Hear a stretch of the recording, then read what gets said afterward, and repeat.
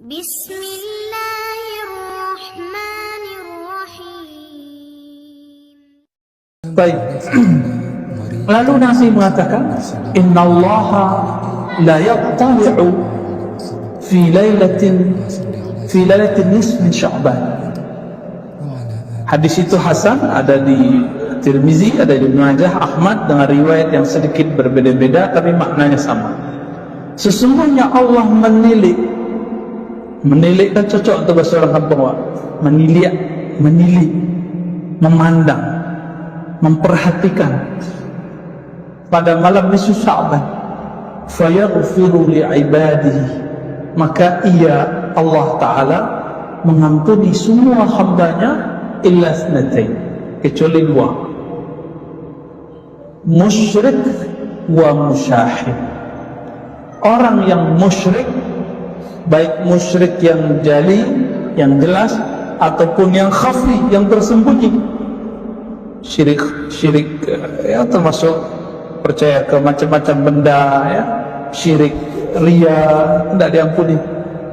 Wa musyahid itu orang yang menyimpan perselisihan dan dendam. Makanya di wilayah tempat-tempat ahlus sunnah berkembang, bahkan di Hadramaut, di Mesir, nggak tahu ini Sya'ban ramai nggak baca apa tuh Buya Hana? Makan, tapi ada zikiran misalnya. Nah, khusus negeri kita Nusantara itu ulamanya memilih kira-kira ayat yang isinya membebaskan kita dari kemusyrikan apa. Nah, mereka mengatakan, oh Yasin, maka dipilih surat Yasin. Jadi Yasin itu simbol dari ayat Tauhid. Kami bertanya kepada guru-guru kita yang tua-tua di Jawa, ya, itu ayat Tauhid, maka dibaca. Ya, kalau 3 kali itu kan makanan awam, kalau kiai 40 kali. Di Jawa itu kami punya guru, punya kawan-kawan, ba'da subuh itu wiridannya Yasin 40 kali. Apakah bid'ah? Tidak. Dalam Sahih Bukhari, Nabi SAW membolehkan seorang sahabat mengulang-ulang baca satu surat. Maka Imam Nawawi nulis kitab Al-Azkar, ada satu bab kebolehan tardidul ayah, tikrarul ayah, mengulang-ulang satu ayat, satu surat menjadi wirid dan zikir. Jadi wirid bahasa Arab itu hanya zikir yang diulang. Wirid di kampung awak artinya pengajian rutin. Pengajian rutin yang disebut wirid. Bolehlah, ya, cocok logi. Jadi apa yang terjadi malam Sya'ban kini kok? Mulai dari tadi terbenam matahari, Allah menilai kolbu. Dilihat kolbu. Adakah kemusyrikan kepada obat, kemusyrikan kepada jimat, kemusyrikan kepada kubur, kemusyrikan kepada macam-macam? Maka kalau ada kemusyrikan, Allah tidak ampuni. Orang bau baca bismillah, musyrik tak? Tidak. Tapi ketika dia meyakini ube yang menyembuhkan, musyrik, tidak dapat ampunan. Gitu. Jadi kemusyrikan itu enggak hanya masalah jimat enggak jimat, kubur enggak kubur. Orang berobat bisa musyrik. Karena yang meyakini ada kekuatan selain Allah yang menyembuhkan. Tapi makanya dibatalkan dengan baca bismillah. Bahkan guru-guru kita di Suriah itu lebih ketat. Ini Syekh Taufik Al-Buti punya ayah Muhammad Sa'ir Ramadan Al-Buti. Kami berguru ke anaknya. Kata beliau, siapa yang meyakini nasi yang mengenyangkan, obat yang menyembuhkan, musyrik, tapi tersembunyi. Bayar tak tuh? Tidak diampuni Allah. Nah, maka cara membersihkannya, ulama kita dari dulu, setelah Yasinan baca la ilaha illallah, itu rahasianya sebenarnya. Oh, cocok lagi? Enggak. Ulama itu kan mengumpulkan riwayat-riwayat yang bercabang-cabang, lalu dikumpulkan, dihadiahkan untuk umat. Jadi rukun 3 boleh. Sholat itu kan kumpulan hadis-hadis, ya kan? Kalau tidak dikumpulkan hadis, itu sholat berantakan. Pasti berantakan. Karena tidak ada hadis yang detail dari awal sampai akhir lengkap. Misalnya subuh 2 rakaat ada, tapi zuhur tidak. Tak ada. Dikumpulkan ulama, muncullah namanya rukun 3 bulan. Boleh haji rukun 3 boleh? Wajib, bukan boleh. Wajib. Kalau dengan itu mengerti sholat, wajib.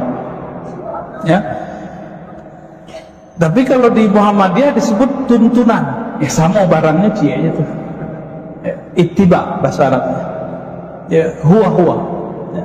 Tidak masalah sebenarnya, itu perbedaan istilah. Tapi malam kini ada orang yang anti dan tidak faham dengan para salatiko, malahnya menyebarkan permusuhan. Orang baca Yasin disebutnya ahli bid'ah. Cari musuh tak? Musyahid. Tak diampuni orang tu. Dan yang dimusuhi dendam. Apa jatuh sok pintar. Baru teman Timur Tengah lah sok-sok salahnya. Sama itu. Tak diampuni. Jadi baik yang menuduh ataupun yang dituduh, yang menyindir, yang disindir harus melepaskan semua kebencian. Itu yang disebut musyahid. Musyahid orang yang menyimpan kebencian di hati. Ya ada benci awak kurang, ya nak? Kan ya ada. Betul. Maku lah. Iya. Awak kesal dia orang. Terbayang dia wajahnya kesal. Akhirnya malam kini lepaskan. Baca istighfar, astagfirullah, ya Allah, tolong lepaskan kebencian kepada si fulan, si anu. Yang aku sadari, tidak aku sadari. Kira-kira kalau orang mengamalkan rahasia nisfu Sya'ban, masuk Ramadan bersih ke hatinya. Itulah bakok boleh meminta maaf malam nisfu Sya'ban, mau lewat mulut ataupun WA, tidak bid'ah. Tidak bid'ah. Yang bid'ah itu kalau menganggap malam nisfu Sya'ban itu awak harus maaf-maafan. Jadi maaf-maafan ini cuma malam nisfu Sya'ban, itu baru bid'ah. Emang di luar yang lain kan? Enggak gitu. Itu kan aneh. Satu kali dalam hadis yang sahih Imam Muslim, Abu Hurairah pengajian Abu Hurairah itu setiap malam Jumat berkumpul mereka di absen sama beliau. Siapa yang hari ini berkelahi, dendam, sakit hati kepada kawannya, memutus silaturahmi, tolong keluar, minta maaf dulu kepadanya, baru kembali ke majelisku. Separuh itu keluar tuh, sekedar minta maaf supaya bisa mengaji ke Abu Hurairah. Jadi kami pikir-pikirlah lamu, bakok kadang-kadang majelis itu amik rasanya, tidak nyaman juga di majelis itu. Pernah biahan gitu? Pernah Ustaz? Ya, beliau kan ceramah juga kan. Imam Hafiz. Pernah nggak antum dapur lagi kita bermajelis tapi nggak nyaman, panas. Ternyata di dalam itu baru di sholat subuh yang nggak kunut kayaknya benci dengan imam yang kunut. Kejadian itu kejadian mulai itu yang nyaman di masjid. Sebaliknya yang biasa kunut agak kesal imamnya nggak kunut. Itu sama tuh, sama-sama tidak benar itu. Kunut sunat kok masih dipersoalkan. Tapi kalau di masjid kita lah biasa kunut, ya kunut saja. Pakai adab, menghormati orang yang mendirikan dan mewakafkan masjid, kira-kira begitu. Ya? Jadi baca kalau mendapatkan ampunan Allah. Kalau awak dapat ampunan Allah, itu sudah kewalian kecil, wilayatun sughra, wali ketek lah, jadi kekasih Allah wak. Maka kalau meminta malam itu setelah melepaskan kebencian, pasti doanya mustajab. Yang penting yakin. Kira-kira. Maka kami buka-bukalah satu kitab judulnya At-Tafsirah karya Ibnul Jauzi. Al-Hafiz Ibnul Jauzi, murid dari Syekh Abdul Qadir Jilani, tapi ahli hadis, mengkritisi banyak orang tapi hanya memuji bab itu. Apa kata beliau? Nisfu Sya'ban itu adalah malam termulia kedua setelah Lailatul Qadar. Kilonya ada rahasia cik lain. Nisfu Sya'ban itu malam diangkatnya amal-amal. Dia amal. Jadi ada namanya laporan mingguan, Senin dan Kamis. Ada laporan tahunan, itu nisfu Sya'ban. Maka Allah pandang lain beristighfar wa malamiku, lain memaafkan orang malamiku, semua amal walaupun sembahyang tak khusyuk itu diangkat. Lain khusyuk sembahyang maghrib tadi nak? Tak kan? Jujur. Banyak pikiran kan? Maafkan orang hari ini, tidak syirik, itu diangkat, diterima. Allah maafkan, ya sudah, kan khusyuk nggak wajib.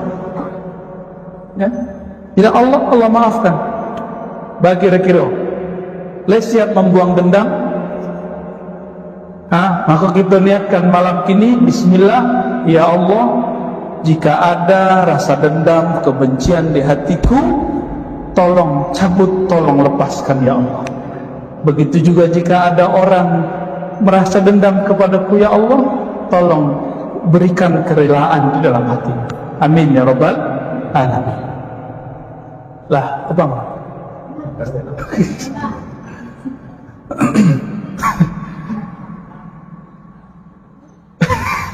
Insyaallah. Apakah ada amal khusus malam nisfu Sya'ban? Itu banyak pertanyaan. Ya, mungkin banyak yang bertanya, kami jawab salah kini kan suami. Ya. Tidak ada amalan khusus kecuali dua tadi. Pertama, menghalau kesyirikan dari kalbu, berarti amal kalbu. Yang kedua, menghalau semua kebencian dalam kalbu, berarti amal malam kini yang paling inti apa?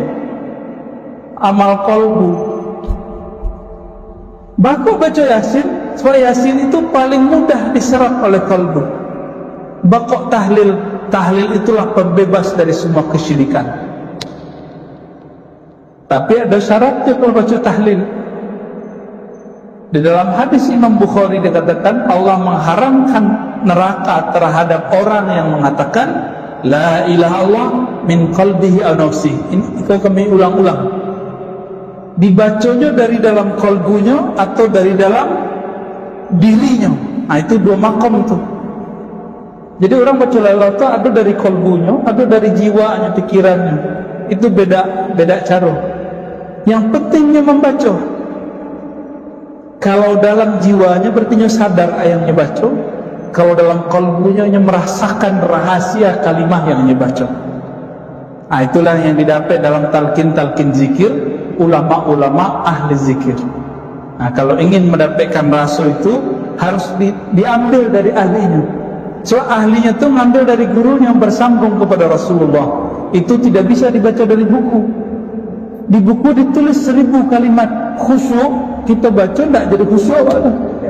Ya, khusyuk itu rasa yang ada di kalbu seorang hamba Allah yang kemudian ia ajarkan rasa itu kepada muridnya. Sebagaimana Al-Quran, cara baca baca itu kan ditiru zahirnya, batin itu bisa ditiru, bisa dirasakan. Namanya talqin zikir, talqin bimbingan zikir. Talqin tidak hanya untuk orang yang mati sakarat, tapi talqin itu lebih utama untuk orang yang hidup. Kita yang masih hidup. Jadi tidak ada amalan khusus dalam bentuk apapun. Jadi boleh baca Yasin, boleh baca Al-Kahfi, boleh baca Qul Hu 1000, boleh, tidak masalah. Yang penting tidak diyakini bahwa Nabi membaca Yasin malam nisfu Sya'ban. Itu yang Nabi perintahkan apa? cuma dua tadi, buang musyrik, buang permusuhan. Namun tinggal di kampung kan dia kadang-kadang ada bergesekan. Inilah hebatnya orang di Sebarang. Di Sebarang, di Jawa, di Banten, di Betawi, di Lombok, di Kalimantan, di Susaban itu ngumpul. Lalu mereka baca doa, mengirim doa untuk orang-orang yang sudah wafat. Lalu maaf-maafan. Habis makan maaf-maafan. Untuk masuk ke hadis tidak musyahin. Itu kreativitas ulama kita di lokal. Tapi dek kawan kadang tak mengerti persoalan mengambil dalil dengan dalil itu berbeda. Makanya main bid'ah-bid'ah aja. Itu yang kita sedihkan. Itu tugas buyahan nanti di MUI sama Ustaz Nasrullah kan. Ya masalahnya bukan tak di rumah. Ya. Jadi kita tak bisa berjalan memperbaiki itu. Dulu kami pernah di satu lembaga, kita pindah-pindah kota buat training, dan itu menyedihkan. Para ustadz itu kiranya menjadi agen penyebar hadis palsu. Itu fakta pertama. Dan kedua, para ustadz yang tahu hadis ketek telah berani menyalahkan amalan orang yang ada di kampungnya. Padahal tidak tahu sejarah amalan itu apa. Kita bersyukur kepada Allah, kita punya guru-guru yang membimbing itu. Jadi tradisi yang ada di Kampawa itu bukan tradisi Rawa, itu tradisi dibawa dari Mekah, dibawa dari Yaman, dibawa dari Suriah. Jadi itu sama, tidak jauh beda. Tahlil la ilaha illallah itu banyak Pak, di Yaman itu banyak, di Suriah, di Lebanon itu banyak. Guru-guru kami tahlil itu gitu, la ilaha illallah, biasa aja. Data kalau di Mesir Pak Buyahan sama. Cuma mungkin kita kaget-kaget kalau ada orang apa Josu apa namanya. Ya, itu bukan keserupan, itu keasikan namanya. Itu tarekatnya tarekat Saman. Dulu kami ketika ketik umur 11,5 sama jo Buyahan mambik kaji itu ke Buya Datuk Sati Hasan Basri Jalil. Tapi tiba di awak setiap tahlil afdalul zikri la ilaha illallah pingsan kalau nak berteriak. Kece orang ari tengok orang tua-tua. Tidak, kita teringat Allah. Cuma karena badan masih ketek, akal belum sempurna, diagih kalimah itu langsung dibawa. Dan sering pingsan kan semua. Pernah dulu lagi sholat pingsan. Pembuyahan tuh, ya. Gimana nak ngaku-ngaku kan? Kita expose begini. Apa sebab itu expose? Kami beraja hikam dulu ke Buya Nu'man Bashir. Masih remaja itu Buya Nu'man. Kiranya pengarang kitab hikam tu lah dia lewat tidak buyahan kuburan orang tu Imam Ibn Athaillah As-Sekandari, termasuk guru Ibn Athaillah namanya Abdul Abbas Al-Mursi. Tapi ke Husay Barak tak Abdul Hasan Syazili sempat. Masya Allah dulu je pergi kan. Tapi ke Uzbek awak dulu. Ya, silsilah zikir orang Sunduk itu ke Uzbek. Kami alhamdulillah 2019 Allah izinkan berziarah, ngecek tahun wafat. Itu girangnya bukan main. Muhammad Bahauddin Shah Naqsyabandi. Kemudian yang lebih tua dari beliau Imam ahli hadis Imam Bukhari, masih banyak.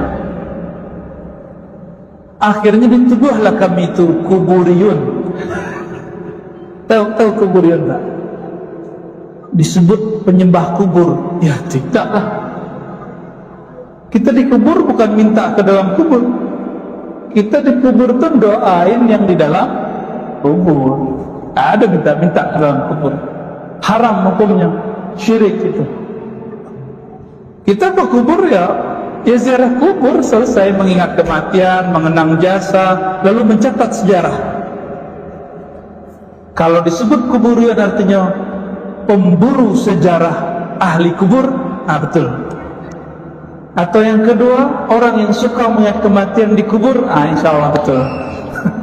Tadi kita sempat ziarah ya ke Syekh Abdul Ghani Batu Basure. Syekh Abdul Ghani itu punya murid Buya Zakaria di Padang Panjang, ya. Manalum. Buya Zakaria itu punya murid namanya Buya Bashir, ayah beliau mursyid tarekat Naqsyabandi. Aku orangnya kesama jabu muslim Bapak di Mesir. Cuanya beda manhaj kan. Sama-sama Azhari ya. Tadi kan kita ziarah, alhamdulillah. Jadi antum udah lihat tuh ya, ini cicit dari keilmuannya Syekh Abdul Ghani An-Nablisi. Alhamdulillah. Ya.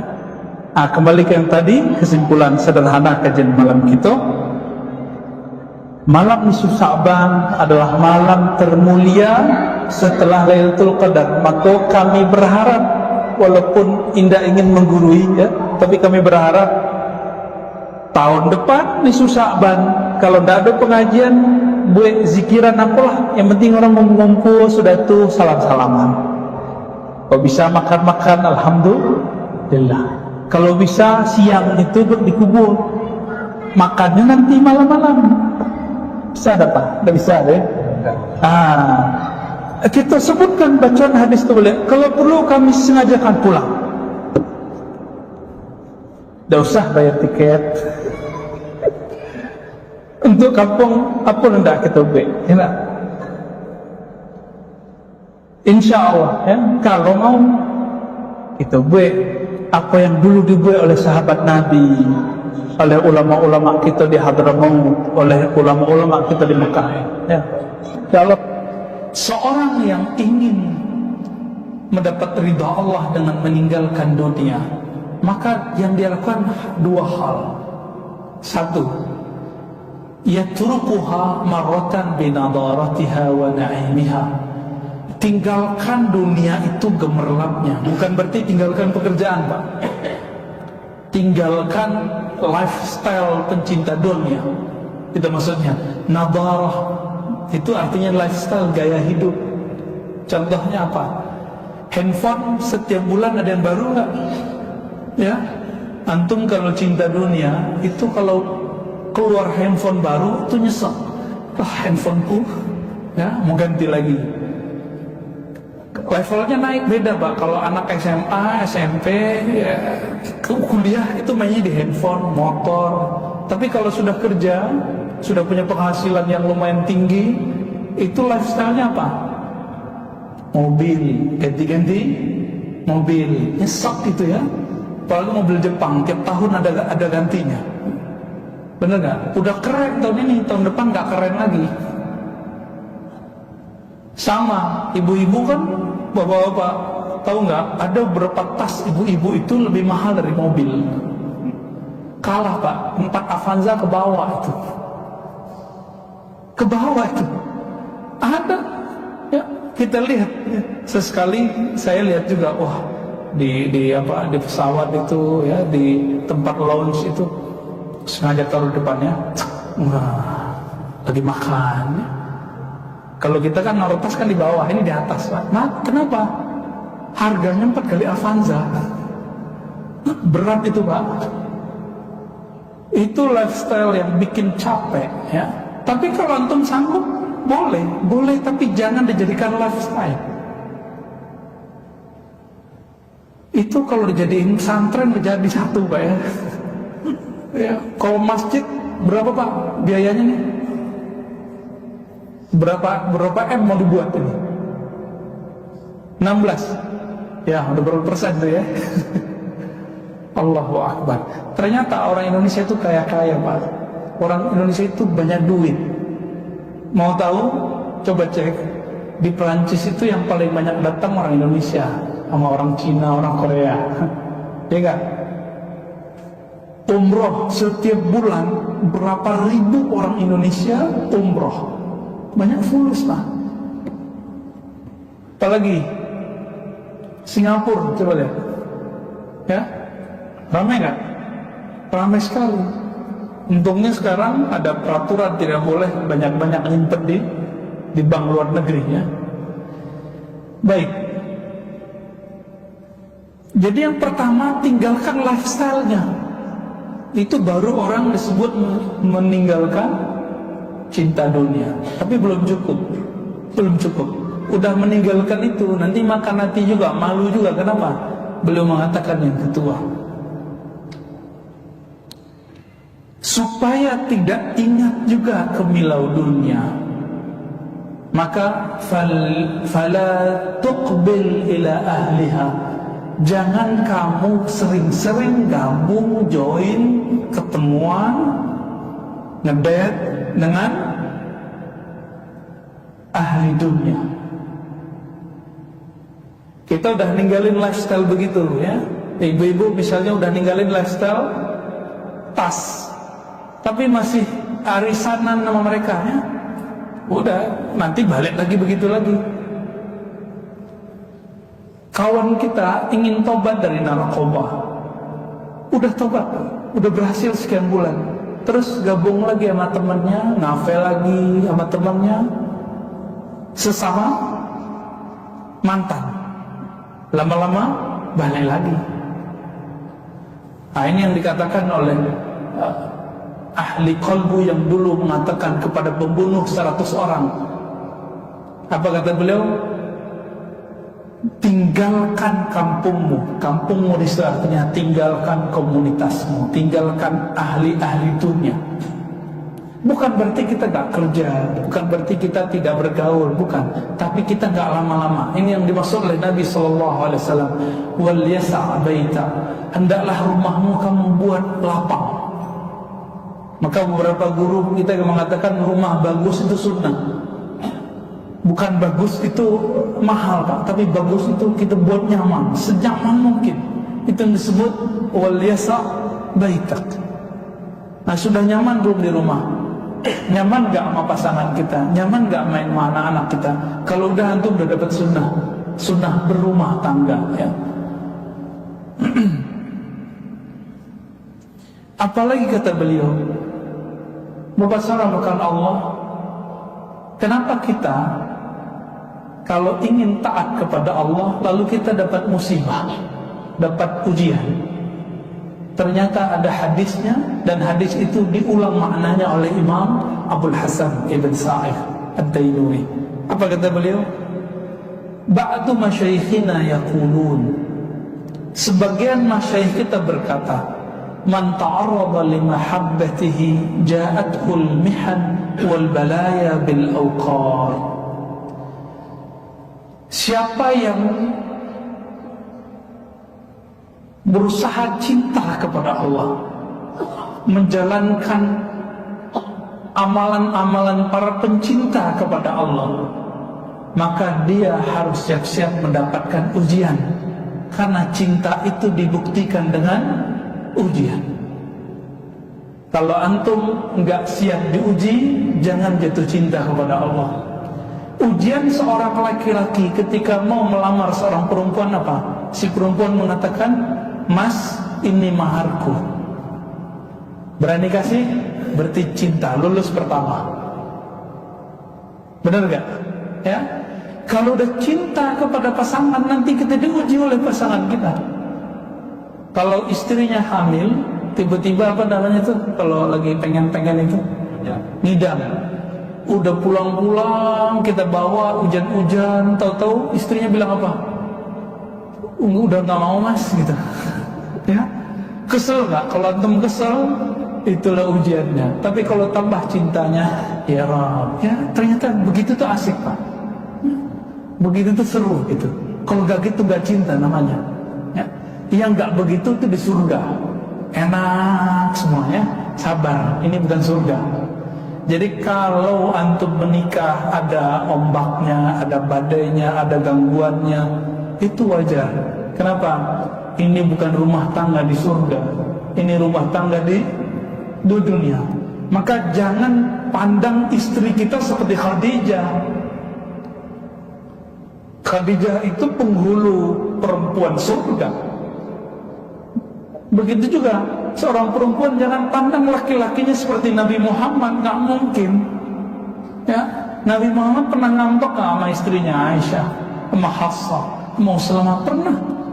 Sampai kemudian Umar bin Khattab kemudian datang mencari Hafsah, ditarik bajunya Hafsah, dikatakan, hei, kamu sakiti Rasulullah bagaimana? Apa yang kata-katamu yang membuat Rasulullah sakit? Benar kamu ditalak. Dia bilang, wallahu alam, wallahu alam. Cuma gitu doang. Hafsah pun gak mengerti Rasulullah mentalaknya atau apa. Ternyata Rasulullah SAW bersumpah untuk tidak pulang ke rumah selama sebulan.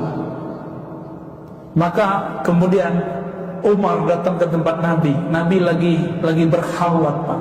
Ini Nabi aja pernah ngambek sebulan. Antum ngambek 3 hari udah bilang talak. Ya, baru ngambek 2 hari 3 hari udah bilang aku cari yang lain. Ya, gimana mau jadi kayak Rasulullah Sallallahu Alaihi Wasallam? Jauh, ya.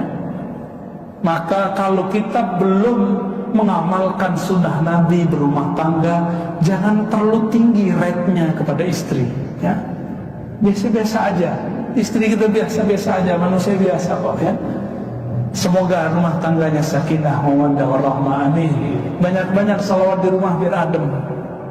Orang yang kurang salawat di rumahnya, rumah tangganya panas. Baik. Bagian akhir, ya. Sebenarnya ada beberapa lagi.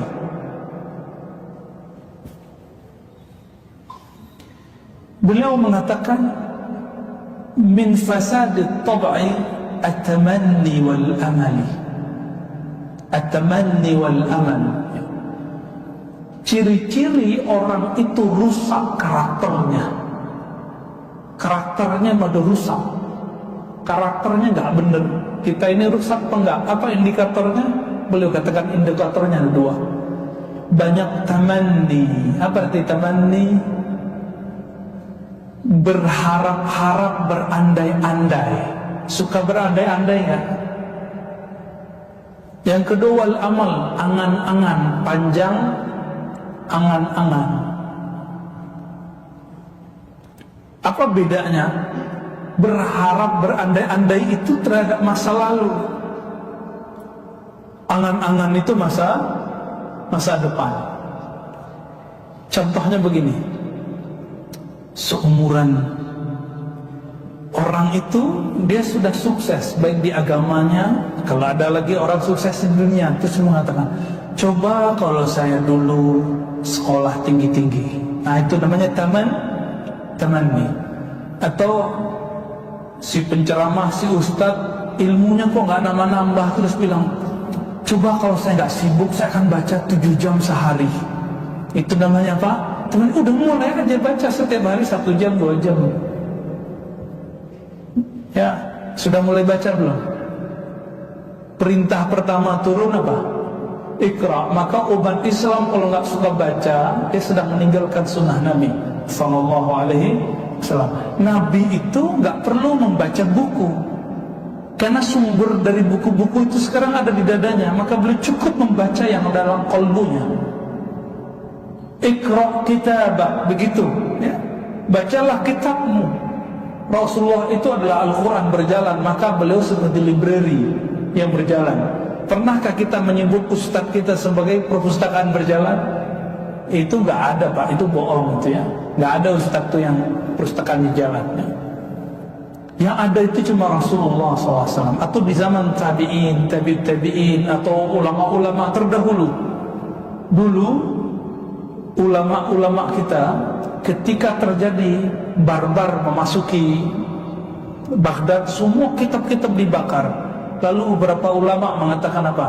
Seandainya semua yang dibakar itu diminta tulis lagi, aku sanggup menulisnya dari awal sampai akhir. Hafalan orang begitu dulu, karena nggak makan micin, ya. Kita makan micin semua, Pak. Kayaknya harus ada mie Aceh tanpa micin, ya. Allahumma salli ala Muhammad. Wal amal, apa arti al amal? Angan-angan untuk masa depan. Jadi kalau ingin jadi kekasih Allah, udah mulai malam nanti, mulai tahajud, mulai zikrullah. Kalau ingin menjadi orang kaya, mulai sedekah malam-malam ini, besok pagi. Karena ciri-ciri orang kaya itu bukan yang numpuk harta, tapi yang suka berbagi. Suka bagi-bagi, antum kaya. Karena orang kaya itu yang kebutuhannya sudah cukup, lalu dia ingin berbagi. Ini yang disebut al-ghina ghinan nafs. Kaya itu kaya yang ada dalam perasaanmu. Oleh karena itu mungkin saja orang berumah bagus, mobilnya banyak, tapi mentalnya miskin. Mungkin saja orang jabatannya tinggi, tapi masih merasa disaingi. Itu orang-orang yang udah nggak ghinan nafs. Tapi ini harus balance juga, ya. Kalau nggak balance, nanti nggak mau maju-maju, ya. Nah, apa kata beliau? Ciri-ciri orang yang rusak karakternya, pemalas, yang benar-benar pemalas, munafik, benar-benar munafik, dia cuma berangan-angan. Contoh, ada orang ingin berhenti ngerokok, coba kalau sebentar, udah berhenti aja, ya. Nggak usah berangan-angan. Sorry yang ngerokok ya. Saya nggak mengharamkan rokok, Pak, tapi saya mengharamkan untuk diri saya sendiri. Maka saya bernazar untuk tidak merokok. Tapi guru-guru saya sebagian merokok. Cuma sebagian juga tidak merokok. Karena di Quran tidak ada dalil mengenai rokok, maka wajar ulama kita beda pendapat. Benar gak? Ada di Quran. Yang ada khamar. Khamar ada, tua. Tapi kalau rokok nggak ada. Maka antum yang semangat mengharamkan rokok, cukup haramkan untuk diri sendiri dan orang-orang sekitar. Kalau ada orang yang beda faham sama kita, dia tanggung jawab di hadapan Allah Ta'ala, ya. Semua kita akan dihisab. Akhir surat At-Takatsur apa?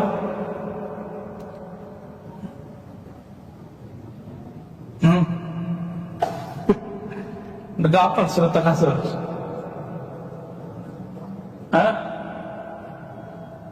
Akhir surat At-Takatsur. Setiap nikmat akan ditanya. Apa bahasa Arabnya? Yang kencang. Summa latus alunna ma'izin anna.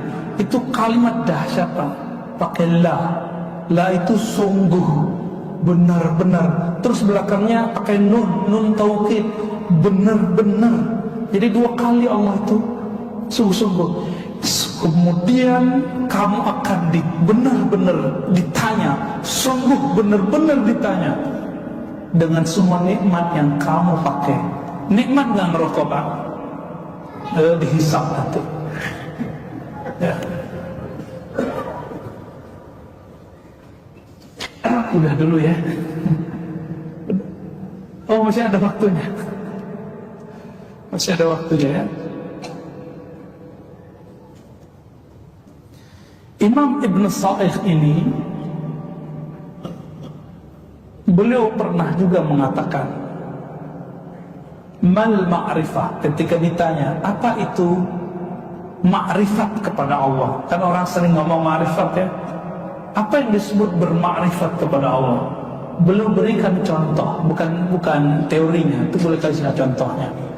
Ru'yatul minnah fi kullil ahwal. Engkau mengenal Allah, bermakrifat itu, bertauhid itu, engkau menyaksikan ada pemberian Allah di setiap keadaan. Ini berat ini. Bagi orang yang belum faham berat. Tapi kalau untuk sudah faham, itu tidak berat. Setiap keadaan kita dua aja, senang, susah, ya, sakit, sehat, rezeki lapang, rezeki sempit, bener kan? Cuma dua itu aja, bolak-balik terus, bolak-balik. Waktu kita cuma dua itu aja, cuma dua itu waktu kita. Apa kata beliau? Menyaksikan anugerah Allah di setiap keadaan. Ketika kita senang, kita menyaksikan bahwa ini kebaikan dari Allah. Kebaikan itu dua, Pak. Kalau kita berbuat jasa, orang puji. Kalau kita memberi materi, kemudian orang berterima kasih. Itu dua-duanya sama. Kalau saya memandang itu pujian dari makhluk, maka ini tidak disebut berma'rifat. Tapi kalau saya memandang orang itu sedang memuji Allah, karena Allah sedang menutupi aibku dan menunjukkan kebaikanku. Antum begitu nggak? Kalau orang puji kita, apa adab kita? Ya Rabb, Engkau sedang sembunyikan aibku, Engkau sedang tampilkan kebaikan-kebaikanmu. Maka yang dia puji itu adalah Allah Ta'ala. Ini makna Alhamdulillahi Rabbil Alamin. Segala puji hanya milik dia, milik Allah Ta'ala, pemilik alam semesta. Maka ketika orang puji kita, dia nggak puji kita, Pak. Dia sedang puji Allah. Karena kalau kita nggak berhak dipuji. Makanya para pencinta itu ada dua, pencinta simpatisan, ada cinta hakiki empati. Maka murid terbagi dua, ada murid musiman, ada murid abadi. Jamaah musiman, ada jamaah abadi. Bedanya apa? Masih ingat kejadian guru kita, ya? Saya mengambil guru saya, ya? Agim, walaupun saya nyantri, beliau nggak nyantri. Saya doktor, beliau nggak doktor. Saya bisa baca kitab, beliau saya nggak tahu bisa baca kitab atau enggak. Bagi saya waktu kecil yang menghibur akhlak saya itu adalah beliau. Rekaman-rekamannya, kajian-kajiannya, ya, itu betul-betul beda. Ketika beliau nikah lagi, ibu-ibu benci beliau nggak? Bapak-bapak yang benci beliau juga. Itu tanda kalau cintanya antum itu cinta tentang pikiran kita, tentang agim. Apa yang kita pikirkan? Agim itu orang suci, nggak mungkin loh dia nikah lagi. Masa orang suci nikah lagi, syahwatnya gede banget gitu, ya. Jadi kita sedang memuji pikiran kita sendiri, bukan sedang memuji dia. Maka seorang artis ketika ditanya, kamu maunya suaminya kayak gimana? Kayak AA gitu ya. Dulu ibu-ibu ngomong gitu ke saya. Ya kalau agim yang poligami nggak apa-apa, kalau ustaz jangan, masih bukan mahasiswa katanya. Ya satu aja belum waktu itu ya. Ternyata ketika agim nikah, itu yang pertama menghujat agim. Kenapa? Karena cintanya cinta simpatisan, muridnya murid musiman. Ini yang disebut makomnya, makom kazib atau makom sadik. Murid yang sadik, gurunya gimana aja, dia tahu gurunya kan bukan nabi. Yang tidak dosa cuma nabi. Maka salah satu sifat wajib nabi tidak boleh ada dosa. Salah satu sifat wajib ustaz adalah pasti berdosa, pasti punya salah. Jadi Bapak Saudara, Allah jangan overestimate, jangan terlalu berlebihan memandang ustaz, jangan berlebihan menambang figur.